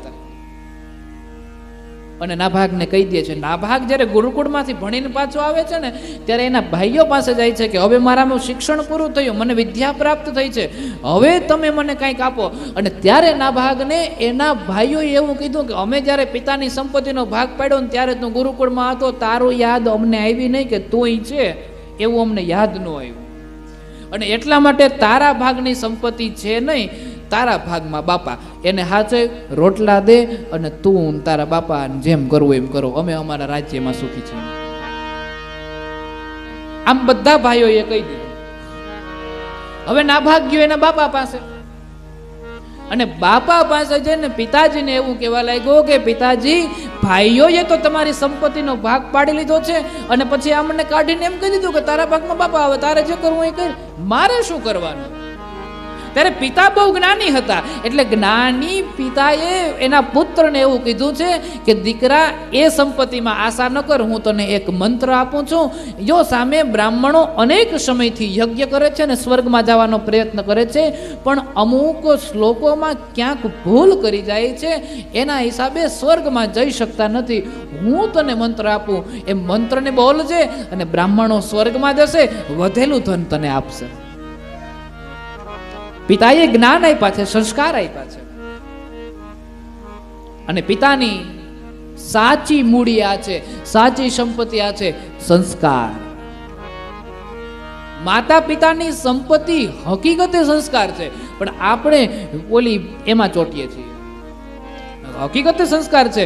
મા બાપના ગુણ કેટલા લીધા, માતાના ગુણ કેટલા લીધા, પિતાના ગુણ કેટલા, એના સંસ્કારો કેટલા, એના જીવતરને કઈ રીતે તમે જીવો છો, તમારા જીવનમાંથી તમે કેટલું એનામાંથી શીખા છો, સહન કરતા કેટલું શીખા છો. કારણ કે આપણાથી ડબલ ઉંમરના છે, એને એના જીવનની અંદર ઘણા તડકા છાયાઓ જોયા છે, અને એ તડકા છાયાની અંદર પોતાની સહનશીલતાને કઈ રીતે નિભાવી છે એ સંસ્કાર આપણે એનામાંથી શીખવાના છે. સાચી સંપત્તિ આ છે. અને ત્યારે નાભાગ એવું કહેવાય છે કે પિતાના સંસ્કારને પોતાની સંપત્તિ અને પોતાનો અધિકાર સમજીને ધારણ કરી લે છે. યજ્ઞશાળાની અંદર જાય છે અને યજ્ઞ પૂર્ણ કરાવે છે. બ્રાહ્મણો બધા સ્વર્ગ તરફ ગયા અને વધેલું ધન જ્યારે નાભાગને દેવામાં આવ્યું છે અને ત્યારે નાભાગ એ સંપત્તિ જ્યાં ભેગી કરતા હતા ત્યારે ભગવાન મહાદેવજીને એવું થયું કે લે થોડીક પરીક્ષા કરું. અને સંપત્તિ ભેગી કરવા માટે જ્યારે નાભાગ ગયો ત્યારે મહાદેવજી એક કૃષ્ણ દર્શન નામે અવતારને ધારણ કર્યો છે. અને કૃષ્ણ દર્શન તરીકે અવતારને ધારણ કરી અને પછી મહાદેવજી એને કહે છે કે આ સંપત્તિ ઉપર મારો અધિકાર છે, તું શા માટે લે છે? ત્યારે આને એવું કીધું કે મારા પિતાએ મને એવું કીધું છે કે આ સંપત્તિ ઉપર મારો અધિકાર છે. અને ત્યારે મહાદેવજી એવું કીધું કે હાલ તારા બાપાને પૂછીએ. અને ત્યારે બંને એના પિતા પાસે જાય છે અને પિતાજીને પૂછવા માટે જાય છે. પણ આ તો જ્ઞાની હતા ને, કૃષ્ણ દર્શન સ્વરૂપમાં આવેલા શિવજીને ઓળખી ગયા કે આ કોઈ સામાન્ય નથી. એટલે નાભાગને કીધું દીકરા જે છે એ બધું દઈ દે તું તારે, હું તને બીજું આપું, આને દેવામાં ફાયદો છે. જેમ જલારામે કીધું હતું ને કે જલારામને એના પત્નીએ કે જે માગે એ દઈ દે, આ તું જે દીનો વાટ જો ને એ જ આવ્યો છે આજ, ભલે પત્ની માગે તો પત્ની દઈ દે, એમાં ઉદ્ધાર છે. તું કેટલા વર્ષોથી રાહ જો છે ને એ જ આંગણે આવીને ઉભો છે, આપી દે, વાટ જોમાં ખોટી. જેમ કીધું કે પત્ની લઈ જાઓ, ભગવાન વીરપુર ની અંદર ભગવાનને ભાગવું ભારે થઈ પડ્યું. હા, વૈકુંઠમાં લઈ જાય તો હાચવી ક્યાં, ત્યાં ડખો થાય ને. કે શિવજીની જટાની ગંગાવાળી મેં તમને વાત કરી હતી કે ગંગામાં જ્યારે જટાજી હમાણા ને ત્યારે આ તો વાંધો ન આવ્યો ન કર, શિવના ઘરમાં ડખો થતો હતો. પાર્વતી આવ્યા ભેગા પ્રશ્ન પૂછ્યો છો કે તમે રે લઈ આવ્યા ભોળા જટામાં હમાડી, કોઈ લાવે કાંધે ચાલી, કોઈ લાવે હાથે ચાલી, તમે રે લઈ આવ્યા ભોળા જટામાં હમાડી, કોણ છે આ નારી? ભગવાનને ભાગવું ભારે થઈ પડ્યું. ઓળખી ગયા છે અને કીધું છે કે દીકરા એને જે જોતું હોય આપી દે, એમાં એનો અધિકાર છે. હું તને બીજો મંત્ર આપું છું, તું એ ભણ, એમાંથી કંઈક સંસ્કાર પ્રાપ્ત કર, અને એ ભણ અને એમાંથી તને સંપત્તિ આના કરતાં પણ વધારે પ્રાપ્ત થશે. કારણ કે પિતા જાણે છે કે આ મંત્ર હું આપવા જઈશ ને જેવો આ ત્યાગ કરી દેશે ને એટલે ઓલો અહીંયા ને અહીંયા બધું આપીને વયો જાહે. કારણ કે ચપટી ભભૂત મેં હે ખજાના કુબેર કા. પિતાની એ વાતને સાંભળી છે ને ગ્રહણ કરી લીધા પછી જ્યાં એવું કહેવાય છે કે કીધું મારા બાપાએ કીધું કે આના ઉપર તમારો અધિકાર છે, લઈ જાઓ તમ તારે, મારે નથી જોતું એ. અને આમ જ્યાં નિષ્ઠાપૂર્વક આ બધી જ વાતો એની જોઈ છે, શિવજીને દયા એવી છે કે વાહ રે વાહ તારી નિષ્ઠા, અને પોતાના દર્શન આપ્યા છે. અને એ જ્યારે અવતાર થયો છે એને કૃષ્ણ દર્શન અવતાર તરીકે આ ધરતી ઉપર વર્ણવવામાં આવ્યો છે. એ બાદ ભગવાનનો એક અવતાર થયો છે અવધૂતેશ્વરા અવતાર. એ અવધૂતેશ્વરા અવતાર છે એ ઇન્દ્રને એક વખત ઘમંડ આવે છે અને એ ઘમંડનો નાશ કરવા માટે થઈ ભગવાન એક વખત અવધૂતેશ્વરા અવતારનું વર્ણન કરે છે. એક વખત ભગવાનનો ભિક્ષુવર્યા અવતાર થયો છે એનું વર્ણન કરવામાં આવ્યું છે. એક વખત ઉપમન્યુ ઉપર અનુગ્રહ કરવા માટે ભગવાન શિવજીએ સુરેશ્વરા અવતારને ધારણ કર્યું છે. ઉપમન્યુ સામાન્ય વ્યક્તિ નથી, ઉપમન્યુ શિવજીના બહુ મોટા ભક્ત છે. હિમાલયની અંદર તપસ્યા કરવા વયા જાય છે અને હિમાલયની અંદર એટલી હદે શિવજીની તપસ્યા કરે છે, એટલી હદે શિવજીની તપસ્યા કરે છે, એટલી હદે શિવજીની તપસ્યા, હિમાલયના પહાડોને શિવ પાર્વતી અને ગણેશ સમજવા લાગે છે. એક પહાડને દર્શન કરે ત્યારે શિવજી સમજે, એક પહાડીના ગિરાઓને દર્શન કરે ત્યારે પાર્વતી સમજે, એક નાની પહાડીના દર્શન કરે તો એને ગણપતિ સમજે છે. એટલી હદે. અને કોઈ સામાન્ય માણસ એના જીવનના અમુક પ્રશ્ન લઈને જ્યારે ઉપમન્યુ પાસે આવે છે તો ઉપમન્યુ એના એવું કહે છે કે મને તો તમે જ શિવ અને પાર્વતી દેખાવ, હું તમને શું કહું. એટલી હદે શિવજીની તપસ્યા કરે છે, એટલી હદે શિવજીની અંદર એવા ઊંડા ઉતરી જાય છે, એવા ઊંડા ઉતરી જાય છે. શિવજીને સર્વસ્વ રીતે જાણી જાય છે. પાક્કા ગુરુના પાકા ચેલા થઈ ગયા છે અને એના પાકા ચેલા થયા દ્વારિકાવાળા. એ ઉપમન્યુની પાસે જાય છે અને પુત્ર પ્રાપ્તિ માટે જ્યાં વરદાન માગવાનું 16 મહિના સુધી ભગવાન દ્વારિકાધીશ છે એ ઉપમન્યુના શરણોમાં બેસી અને સાધના કરે છે અને અનુષ્ઠાન કરે છે અને પછી પુત્ર પ્રાપ્તિ માટે વરદાન પ્રાપ્ત કરે છે. પાક્કા ગુરુના પાક્કા શિષ્ય થઈ ગયા છે ઉપમન્યુ.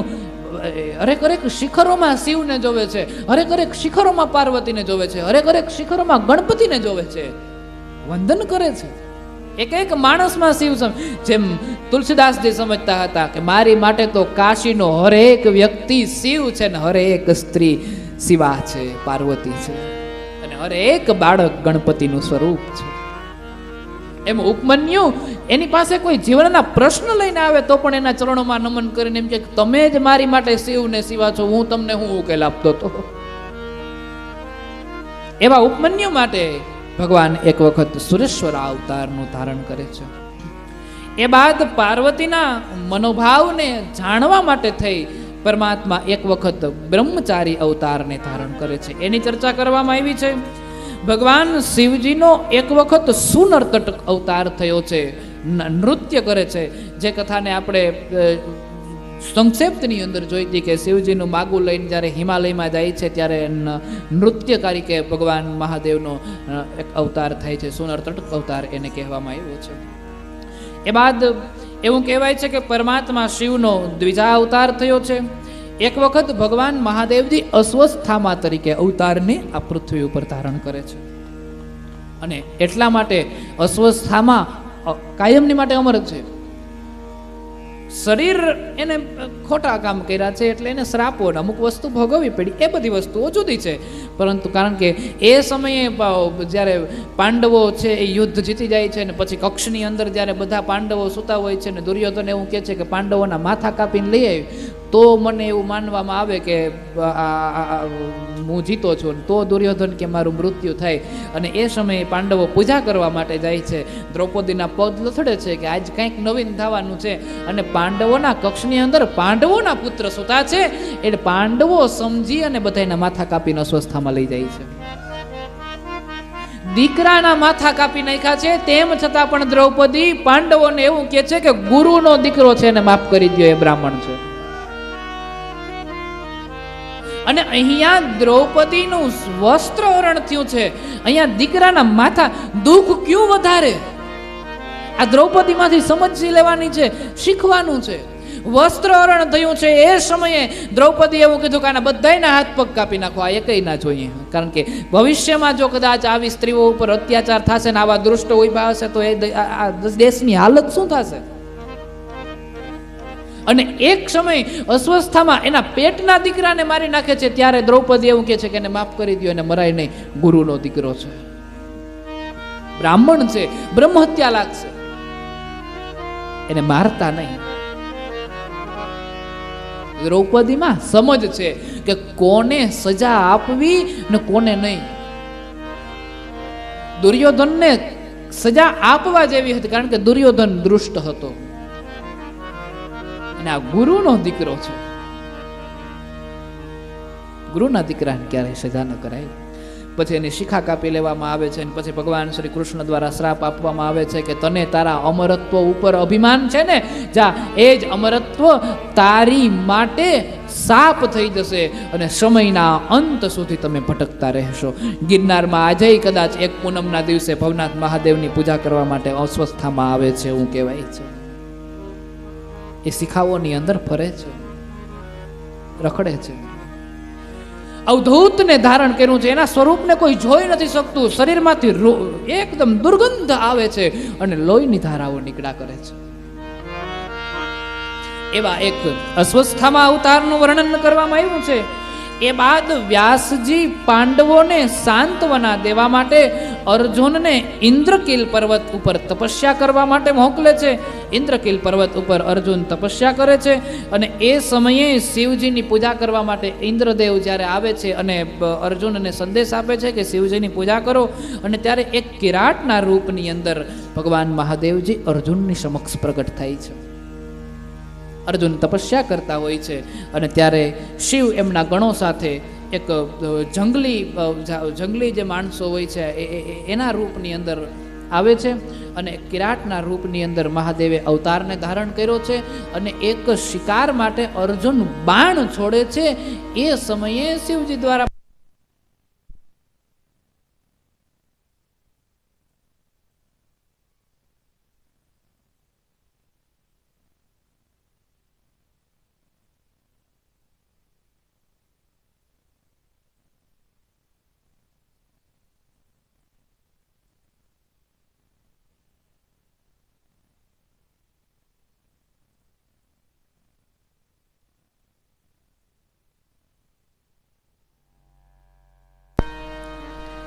એ સમયે શિવજી દ્વારા એક બાણ છૂટ્યું છે અને એક બાણ અર્જુનથી છૂટ્યું છે.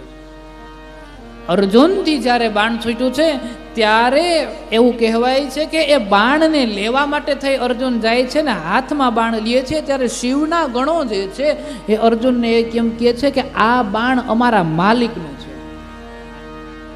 અમારા માલિકનું છે આ બાણ. અને ત્યારે અર્જુન એમ કહે છે તમારા માલિકનું ક્યાંથી હોય, આ બાણને મેં છોડ્યું એટલે મારું. અને શિવગણો એવું કહે છે કે આ બાણ અમારા માલિકનું છે. બંનેની વચ્ચે વિવાદ થાય છે અને ત્યારે કિરાટ રૂપની અંદર જે મહાદેવજીએ અવતાર ધારણ કર્યો છે એ સ્વયં પોતે આવે છે અને અર્જુનની સાથે યુદ્ધ કરે છે. એક બે બાણ જ્યાં ચલાવે છે ત્યાં અર્જુન સમજી જાય છે કે આ કિરાટની રૂપની અંદર આવેલા કિરાટ નથી, આ કોક બીજું છે.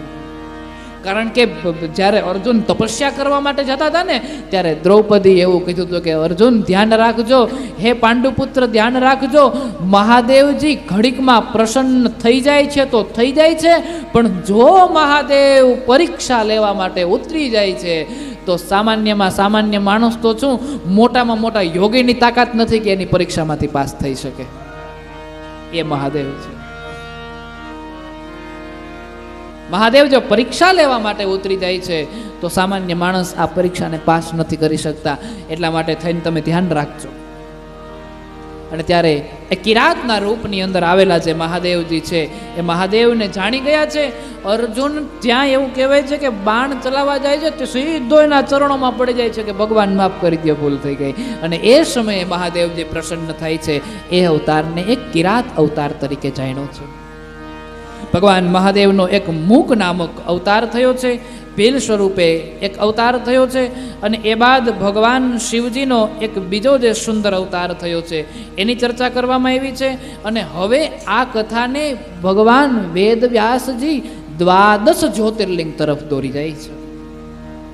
અને શરૂઆતમાં જ કીધું છે સૌરાષ્ટ્રે સોમનાથમ ચ શ્રીશૈલ મલ્લિકાર્જુનમ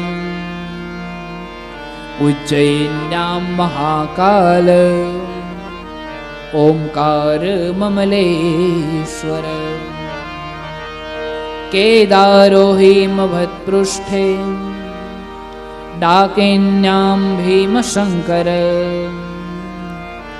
વારાણસ્યાચ વિશ્વેશમ ત્ર્યંબકો ગૌતમી તટે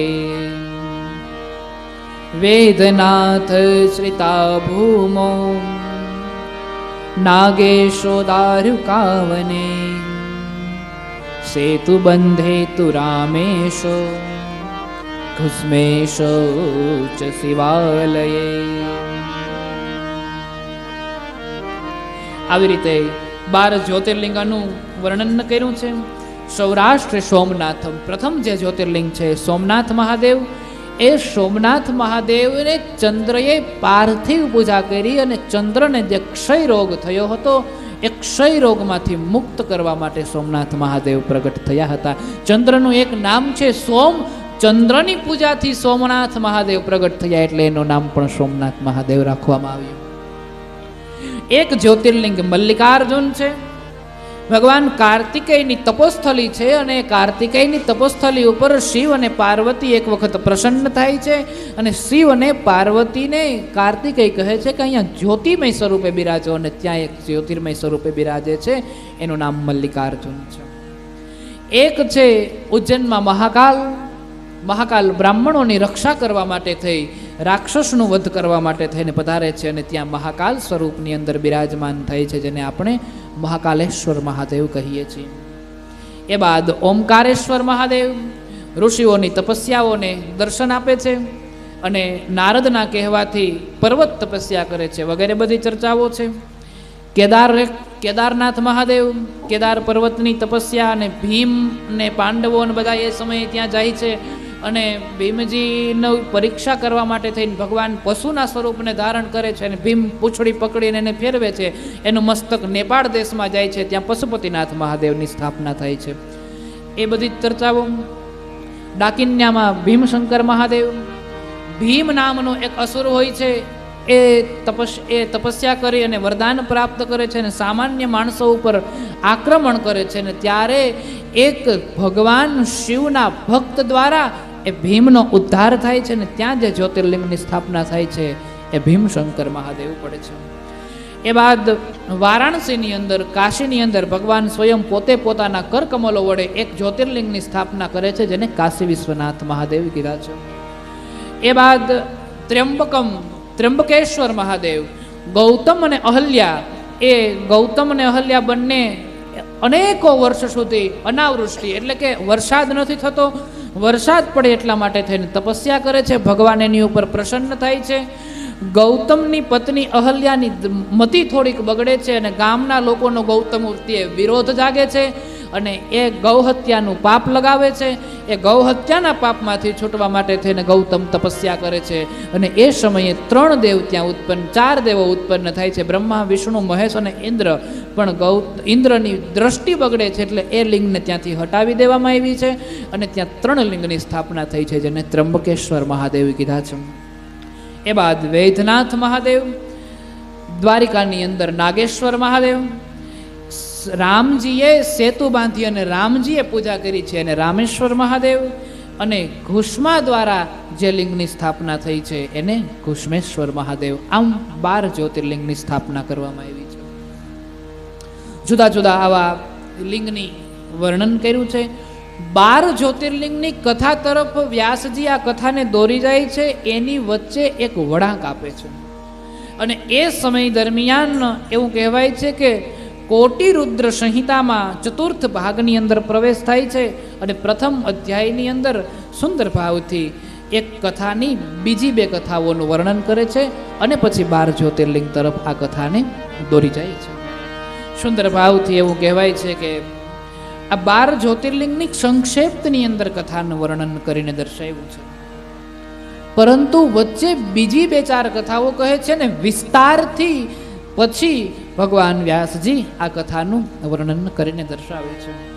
કાશી સ્થિત એવા પૂર્વ દિશામાં પ્રકટિત વિશેષ એવં સામાન્ય લિંગોનું વર્ણન કર્યું છે.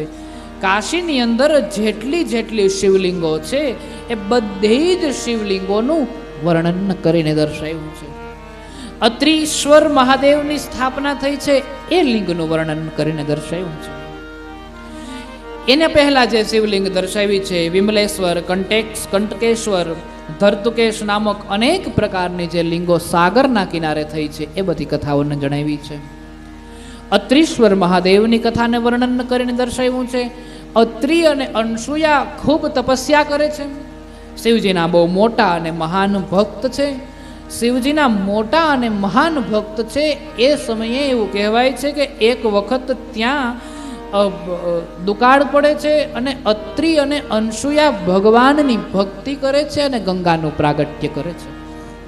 અને ત્યારે ગંગાજીએ એવું કીધું છે અનસુયાને કે તમારું જે પતિવ્રતા ધર્મ છે એ પતિવ્રતા ધર્મને 1 દિવસનું જે પુણ્ય હોય એ પુણ્ય જો તું મને પ્રદાન કર તો હું અહીંયા કાયમની માટે વહેવા લાગુ. અને ત્યારે અત્રિના પત્ની અનસુયા પતિવ્રતા ધર્મનું કેવલ 1 દિવસના પુણ્યની તાકાત કેવડી છે જોજો. પતિવ્રતા ધર્મનું જો એક દિવસનું પુણ્ય તું મને પ્રદાન કર તો ગંગાજી એવું કહે છે કે હું અહીંયા કાયમની માટે વહેવા લાગુ. તમારે અહીંયા કોઈ દી વરસાદ આવે કે ન આવે કોઈ પ્રશ્ન જ ન થાય. અને ત્યારે અત્રિના પત્ની અનસુયા એક દિવસનું પુણ્ય છે એ આપે છે અને એક દિવસના પુણ્યને પ્રાપ્ત કરી અને ગંગાજી ત્યાં વહેવા લાગે છે. ત્યાં એક લિંગની સ્થાપના અત્રિ મુનિ કરે છે. એટલે એ લિંગને બોલ ત્રેશ્વર મહાદેવ કી જય, બોલ ત્રીશ્વર મહાદેવ કી જય. એ બાદ એક નંદિકેશ્વર મહાદેવની સ્થાપનાનું વર્ણન કરવામાં આવ્યું છે. જે નંદિકેશ્વર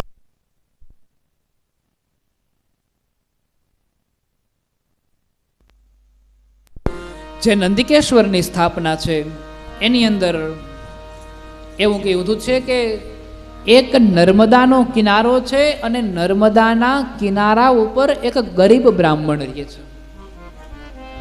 એ બ્રાહ્મણના પિતાનું મૃત્યુ થયું.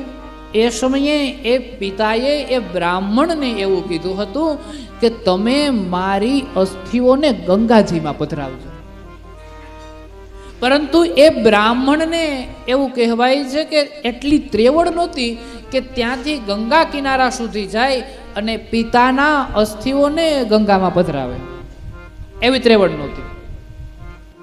અને ત્યારે બંને બેઠા બેઠા રોજની માટે ચિંતન કરે છે, વિચારો કરે છે, દુઃખને પ્રગટ કરે છે અને કહે છે કે હવે કઈ રીતે આ અસ્થિઓને હું ગંગા સુધી પધરાવું. પણ મહાન ભક્ત હતા, નિષ્ઠાપૂર્વક જીવતા હતા અને અનીતિથી નહીં પણ નીતિથી ખાતા હતા. અને એટલા માટે થઈ મહાદેવજીને એના ઉપર ખૂબ દયા આવી. એટલે એક વખત એના આંગણે એક ગાય અને ગાયનું વાછરડું બાંધ્યું હતું. ગાય અને ગાયનું વાછરડું બાંધ્યું હતું. એમાં કંઈક અમુક ચર્ચાઓ થઈ છે અને અમુક લીલાઓ થઈ છે. ગાય એના વાછરડા એટલે કે નંદી સાથે રમત કરે છે અને બ્રાહ્મણનો પુત્ર રમત રમતના ગાયના વાછરડાને બહુ માર મારે છે, બહુ માર મારે છે, બહુ માર મારે છે કે પેલો વાછરડો છે એ હાહ લઈ જાય છે. આપણી દેશી ભાષામાં બ્રાહ્મણનો દીકરો વાછરડા સાથે એવી રમત કરે છે ને રમત રમતમાં એને એટલો માર મારે છે, એટલો માર મારે છે, એટલો માર મારે છે કે વાછરડો થાકી જાય છે, હંફી જાય છે, એકદમ હંફી જાય છે. અને મૂંગું પ્રાણી છે, ગમે એમ તોય મૂંગું પ્રાણી છે એટલે માં તો છે જ, એને દુઃખ થયું. એ ગાયે બાળકને એક લાત મારી અને લાત લાગવાથી એ બાળક દૂર પડી ગયું અને બાળકનું મૃત્યુ થયું. અને એ બાળકનું મૃત્યુ થયું એની ખૂબ દુઃખ થયું છે બ્રાહ્મણને.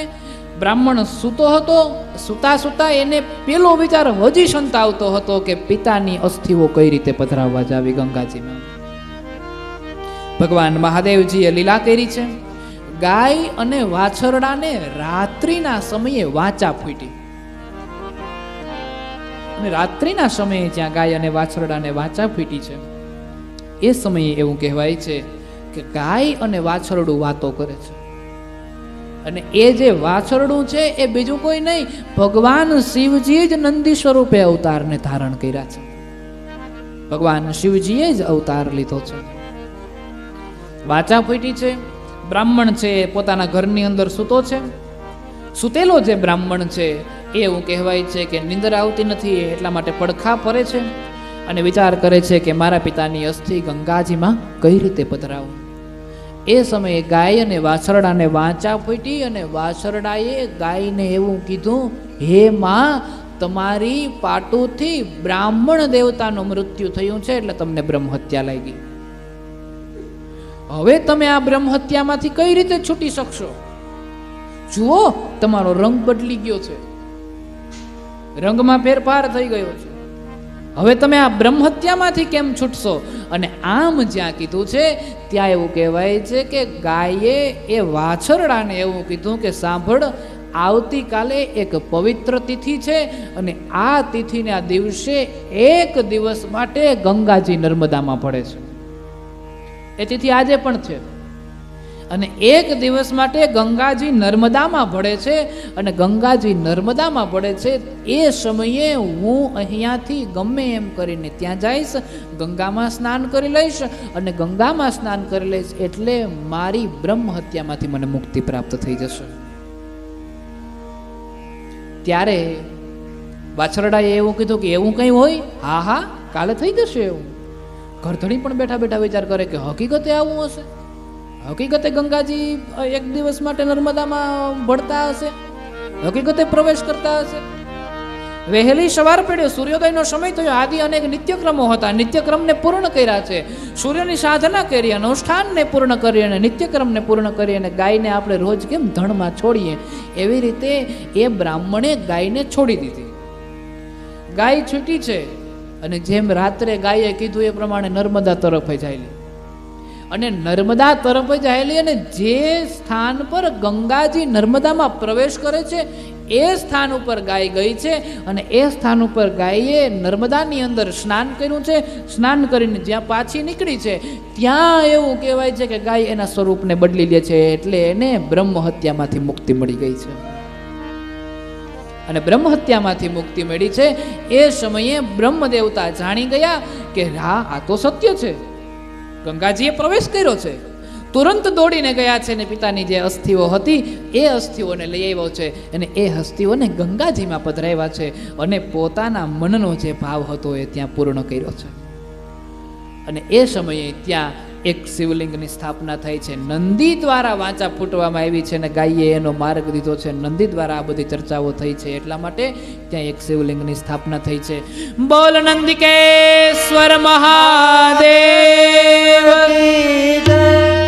નંદિકેશ્વર મહાદેવ. અને એ બ્રાહ્મણની પત્નીને ત્યારે સ્વર્ગ પ્રાપ્ત થાય છે. એ સમયે એક વખત નંદિકેશ્વરના મહાત્મ્યનું વર્ણન કરવામાં આવ્યું, સુંદર રીતે કથાને દર્શાવી છે. એ બાદ પશ્ચિમ દિશાની અંદર અનેક પ્રકારોની શિવલિંગો છે, એ શિવલિંગોનું વર્ણન કરવામાં આવ્યું છે. પશ્ચિમાંબુધિ તીરસ્થમ ગોકર્ણ ક્ષેત્રમૂતમમ બ્રહ્મહત્યાદિ પાપઘ્નમ સર્વકામ ફલપ્રદમ. પશ્ચિમ દિશામાં સમુદ્રના કિનારે ગોકર્ણ નામક એક ઉત્તમ ક્ષેત્ર છે, જે ક્ષેત્ર બ્રહ્મહત્યા જેવા આદિ અનેકો જે પાપો હોય છે એ પાપોમાંથી મુક્ત કરનાર છે. ગોકર્ણે શિવલિંગાની વિદ્યન્તે કોટિ કોટિશઃ અસંખ્યતાની તીર્થાની તિષ્ઠન્તિ ચ પદે પદે બહુનાત્ર કુમુક્તેન ગોકર્ણસ્થાની સર્વસઃ શિવ પ્રત્યક્ષલિંગાની તીર્થાન્યમ ભાસી સર્વશઃ. ગોકર્ણે શિવલિંગાનાં તીર્થાનામપि સર્વસઃ વર્ણયતે મહિમાતાત પુરાણેષુ મહર્ષિ. પશ્ચિમ દિશાની અંદર એક ગોકર્ણ નામનું ઉત્તમ ક્ષેત્ર છે. ત્યાં પદ પદ ઉપર એવી અસંખ્ય કરોડો જેટલી શિવલિંગ સમાયેલી છે, અને કરોડો જેટલી જે શિવલિંગ છે એ પશ્ચિમ દિશાની અંદર ગોકર્ણ નામના તીર્થની અંદર છે, જેનો બહુ મહિમા છે. એ સમગ્ર મહાલિંગોનો મહિમા દર્શાવ્યો છે. અને મહાબલેશ્વર નામની એક લિંગ છે, એ મહાબલેશ્વર નામની લિંગ, મહાબલેશ્વર શિવલિંગ એ પૃથ્વી પરના રાજા લિંગ કહેવામાં આવે છે. મહાબલેશ્વર એ પૃથ્વી પરના રાજા છે. મહાબલેશ્વર નામની લિંગ છે એ લિંગની નારદ પણ એક વખત પૂજા કરે છે. એ મહાબલેશ્વર લિંગનું વર્ણન કર્યું છે. સંયોગવશ એક ચાંડાલ હોય છે, અને સંયોગવશ ચાંડાલ છે એ શિવજીની પૂજા કરે છે, અને ચાંડાલ શિવની પૂજા કરે છે અને મુક્તિ પ્રદાન કરે છે અને શિવલોક પ્રાપ્ત કરે છે. એ કથાનું પવિત્ર ભાવથી વર્ણન કર્યું છે.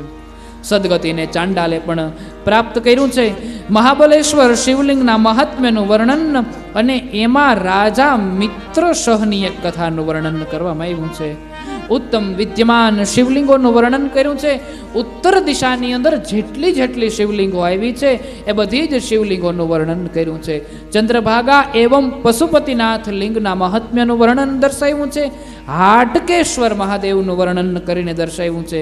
અને હાટકેશ્વર મહાદેવના વર્ણન બાદ અંધકેશ્વર મહાદેવના બટુકની ઉત્પત્તિની કથા સમજાવી છે. અંધકેશ્વર મહાદેવ, આપણે જે જલંધરની જે બધી કથાઓ સાંભળી છે કે ઇન્દ્રને સજા કરવા માટે ઉત્પન્ન થાય છે વગેરે બધી ચર્ચાઓ છે જલંધરને, એનાથી પુત્ર અંધક દ્વારા એક શિવલિંગની સ્થાપના થઈ છે અંધકેશ્વર મહાદેવ, એ બધી ચર્ચાઓને કરવામાં આવી છે. અને એ બાદ હવે આ કથા છે એ જ્યોતિર્લિંગની કથાઓ તરફ દોરી જાય છે. શિવ પૂજા તુ તે પૂર્વ મૂર્તાયામ નાન્યથા પુનઃ અન્યેષાં નાધિકારોસ્તિ શિવસ્ય વચનાદિહ ઉત્તારણં ચ કાર્યવે પૂજા પૂર્ણા ભવિત્વતી એતાવદેવ તેષાં તુ કાર્યનાન્યાથતેવ ચ. આ જે આગળની હાટકેશ્વરની કથા, અંધકેશ્વરની કથા, આ જે બધી કથાઓ મેં તમને સંભળાવી છે, ભગવાન વેદવ્યાસજી કહે છે કે આ કથા જે વિસ્તારથી સાંભળે છે આ જગતની અંદર એની એક પણ એવી કથાઓ, એક પણ એવા કામ નથી કે જે કામ પૂર્ણ ન થાય. ભગવાન એની સર્વ પ્રકારની મનોકામનાઓને પૂર્ણ કરે છે. અને એ બાદ કાશી નગરીની અંદર સૂતજીને અસંખ્ય ઋષિઓ પ્રશ્ન પૂછે છે કે આપે અમને 12 જ્યોતિર્લિંગના નામ તો કહીને સંભળાવ્યા છે, પણ એ 12 જ્યોતિર્લિંગનું પ્રાગટ્ય કઈ રીતે થાય છે એ કથાને વિસ્તારથી કહી સંભળાવો. શિવજી પાર્વતીને આ કથા કરે છે, સનત કુમારો અને નંદિકેશ્વરની વચ્ચે આ કથા થાય છે, અને બ્રહ્મા અને નારદની વચ્ચે આ કથા થાય છે. એટલે સર્વપ્રથમ સોમનાથ મહાદેવના પ્રાગટ્યની જે કથા છે એ પ્રાગટ્યની કથા કરવામાં આવી છે. પણ એ કથાને આપણે આવતીકાલે કરીશું. આઈએ આજની આ કથાને આપણે અહીં વિશ્રામ આપીએ. સમય થયો છે.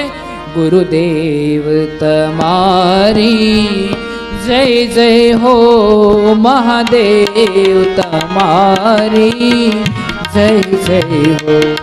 ગુરુદેવ તમારી જય જય હો, મહાદેવ તમારી જય જય હો.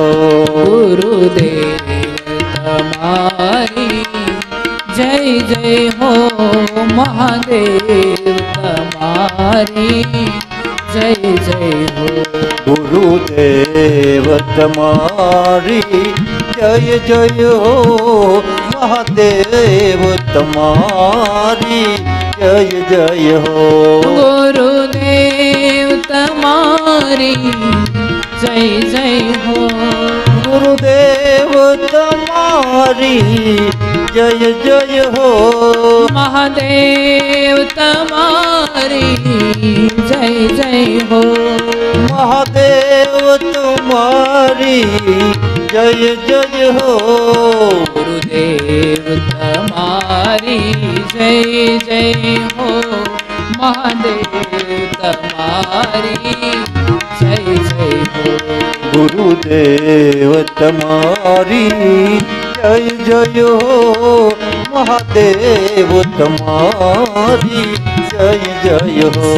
ગુરુદેવ તમારી જય જય હો.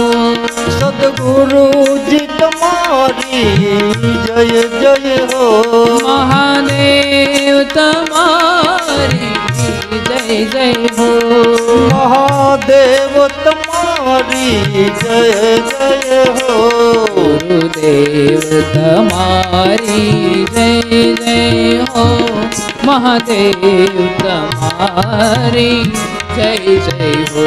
ગુરુદેવ તમારી જય જય હો, મહાદેવ તમારી જય જય. મહાદેવ તમારી જય જય હો.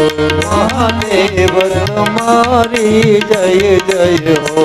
સદગુરુજી તમારી જય જય સદગુરુજી તમારી જય જય હો મહાદેવ તમારી જય જય હો મહાદેવ તમારી જય જય હો હે મહાદેવ તમારી જય જય હો મહાદેવ તમારી જય જય હો મહાદેવ તમારી બોલ મોવેશ્વર મહાદેવ કી જય વાછરા ડાડા દાદાની જય દ્વારિકાધીશ કી જય હરસિદ્ધિ માત કી જય હરિ ઓમ નમઃ પાર્વતી પતયે હર હર મહાદેવ. આઈએ બધા બહેનોને વિનંતી છે આરતી કરવા માટે આગળ પધારશો.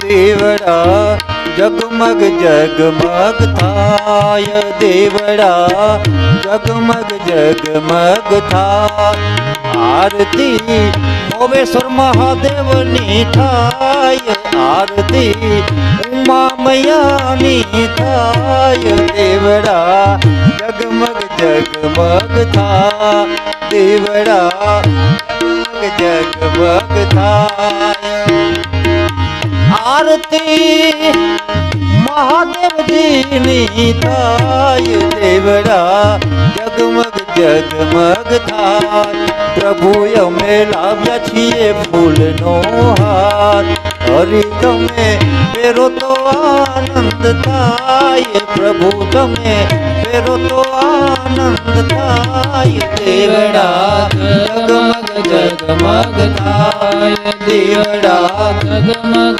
જગમગ થાય કર્પૂર ગૌરમ કરુણાવતારમ સંસાર સારમ ભુજગેન્દ્રહારમ સદા વસંતમ હૃદયારવિંદે ભવમ ભવાની સહિતમ નમામિ મંગલમ ભગવાન શંભુ મંગલમ વૃષભધ્વજા મંગલમ પાર્વતીનાથ મંગલાય તનો હરિ સર્વમંગલ માંગલ્યે શિવે સર્વાર્થ સાધિકે શરણ્ય ત્રંબકે ગૌરી નારાયણી નમોસ્તુતે નારાયણી નમોસ્તુતે નારાયણી નમોસ્તુતે નારાયણી નમો.